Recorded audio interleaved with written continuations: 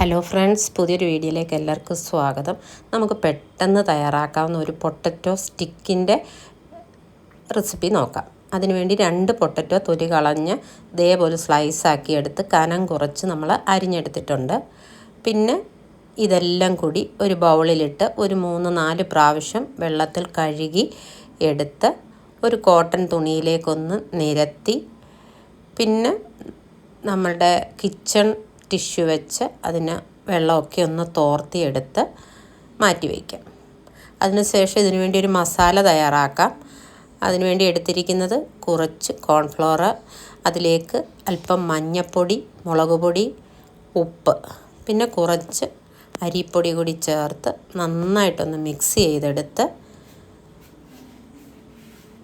നമ്മൾ ഈ വെള്ളമൊക്കെ തോർത്തി വെച്ചിരിക്കുന്ന ആ പൊട്ടറ്റോസ് വേറൊരു ബൗളിലേക്കിട്ട് നമ്മൾ മിക്സ് ചെയ്ത മസാലയൊന്ന് ചേർത്ത്, നമ്മളിത് വറക്കാൻ വേണ്ടി എണ്ണ തിളപ്പിച്ചിട്ടുണ്ട്. അതിൽ നിന്ന് ഒരല്പം ഒരു 2 സ്പൂണ് എണ്ണയൊഴിച്ച് എല്ലാം കൂടി ഒന്ന് ഇളക്കി യോജിപ്പിച്ച് നമ്മൾ ആ തിളച്ച എണ്ണയിലേക്കിട്ട് ഇത് നന്നായിട്ടൊന്ന് മൂപ്പിച്ചെടുത്താൽ മതി.